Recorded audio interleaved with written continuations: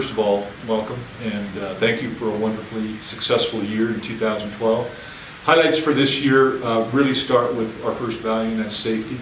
As most of you may be aware, we were highly successful in getting our safety programs implemented and having huge accomplishments in the field.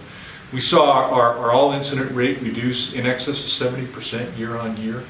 And that's an accomplishment, first of all, to the professionals who got out in the field to ensure that the training and the programs occurred.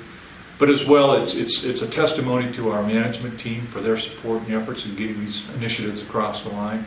And it's certainly a testimony to every employee who's out in the field performing the work for AngloGold Ashanti. Their commitments to working safe is our first value, as I stated earlier. And it absolutely was a hallmark for our success in 2012. Another hallmark that was a real important milestone for us was the success we've achieved at our Gramalote project.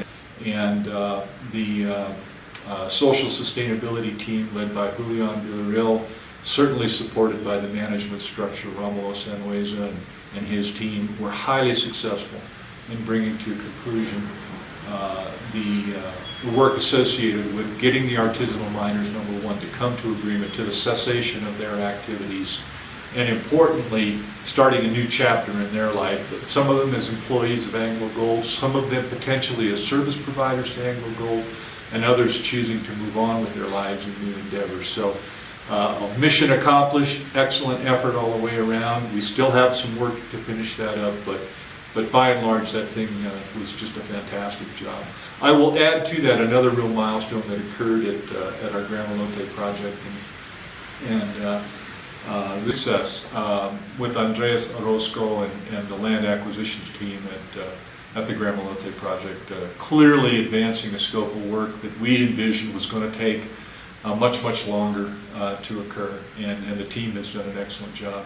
A third area of effort where we saw tremendous accomplishment and success in 2012 was the Gramalote and metallurgical design and process design work. That was a body of work led by John Naisbitt and complemented with a team, Barry Borges, Danilo Diaz, Cobus Redemeyer, Matthew Brook, Brett Jameson, and a host of other projects people that really have taken concepts that started out in late summer 2012 and have advanced those to really outstanding results that are going to add a tremendous amount of value to the project. So a tremendous technical accomplishment by that team out in the field, and again, we take our hats off to that significant effort.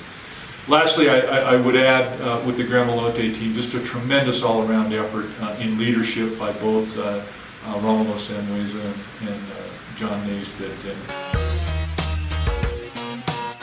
As we turn to La Colosa, significant improvements and opportunities were identified in 2012. Most notably, and this will be something that will be forthcoming in the 2012 year-end reserve statements, is we successfully advanced the ore reserves at La Colosa. This is truly a Tier 1 world-class deposit.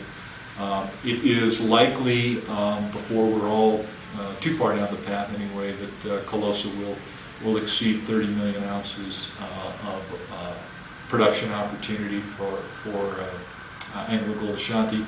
And this represents just a huge increase over where the project was just a few short years ago.